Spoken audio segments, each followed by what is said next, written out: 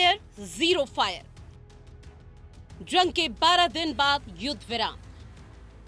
Middle east में थम गया युद्ध। 12 दिन बाद युद्ध पर लगा ब्रेक। पिछले 12 दिनों से ईरान इजराइल के बीच में चल रहे युद्ध का सीज फायर हो चुका है।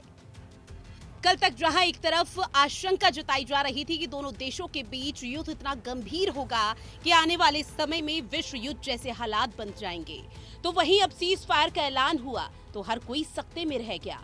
इस युद्ध को विश्व स्तर पर जितना नुकसान हुआ, उससे कहीं ज्यादा नुकसान ईरान इजराइल को खुद हुआ।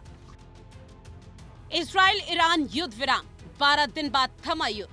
13 जून युद्ध शुरू, 950 से ज्यादा मौतें। 24 जून युद्ध विराम, 3500 से ज्यादा लोग घायल। भारत पाकिस्तान के बीच चल रहे युद्ध में जिस तरह से अमेरिका ने विश्व नेता बनने की कोशिश की थी, ठीक उसी तरह ईरान इजराइल युद्ध में भी देखने को मिला। अमेरिका फिर मैदान में कूदा और ईरान के 3 न्यूक्लियर ठिकानों को तबाह किया।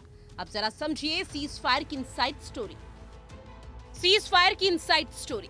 कतर और अमेरिका ने मध्यस्थ की भूमिका निभाई। ईरान ने कतर के जरिए अमेरिका को भेजा संदेश। कतर में यूएस बेस पर हमले के बाद ईरान ने भेजा था संदेश। ईरान ने आगे कोई भी हमला न करने की कही बात। अमेरिका ने ईरान के संदेश का दिया जवाब। अमेरिका ने ईरान पर सैन्य कार्रवाई न करने की कही बात। अमेरिका ने ईरान से परमाणु वार्ता फिर शुरू करने के लिए कहा। तेहरान ने इजराइल के साथ युद्ध रोकने के लिए अमेरिका के जरिए कतर की मध्यस्थता वाले सीज फायर प्रस्ताव पर सहमति व्यक्त की है। इजराइल ने सबसे पहले ईरान पर अटैक किया था। उसने दावा किया था कि ईरान परमाणु बम बना रहा है।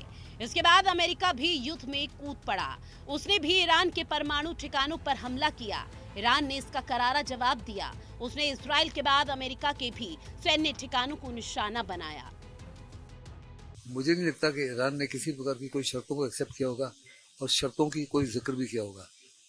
डोनाल्ड ट्रंप ने साफ तौर पे कहा कि ये सीज फायर की घोषणा से पहले उन्होंने ईरान से बातचीत की, उन्होंने नेतन्याहू से बातचीत की। साफ तौर पे नजर आता है कि उन्होंने किसी से बातचीत नहीं की। ट्रंप जो है एक किस्म से गलत बयान कर रहे हैं। जैसे हिंदुस्तान में ऑपरेशन सिंदूर हुआ तो उन्होंने साफ तौर पे कहा कि हमने मध्यस्थता की। जब हिंदुस्तान ने कहा मध्यस्थता एक्सेप्ट नहीं करते, उन्होंने कहा हमने मदद की। जब हमने कहा हमने मदद भी नहीं मांगी, फिर हमने कहा कि हम आपसे ट्रेड बंद कर देंगे। हालांकि इजरायली डिफेंस सिस्टम ईरानी हमलों के सामने कई बार गच्चा खा गया, लेकिन इसकी सफलता का दर काफी उच्च रहा। ईरान ने जंग में 500 से ज्यादा बैलिस्टिक मिसाइलें दागी, ड्रोन से हमले किए। इजरायली डिफेंस सिस्टम इससे होने वाले नुकसान को कम से कम करने में सफल रहा। वहीं इस हमले के बाद भारत में भी सियासी हलचल दिखने लगी है।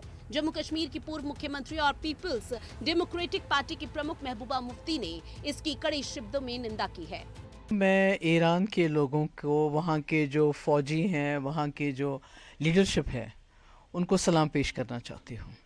जिस जज्बे से, ना तो उनके पास कोई हथियार है, ना तो उनके पास कोई न्यूक्लियर बॉम्ब है। उनका सबसे बड़ा हथियार उनका ईमान है और जो उनका शहादत का जज्बा है।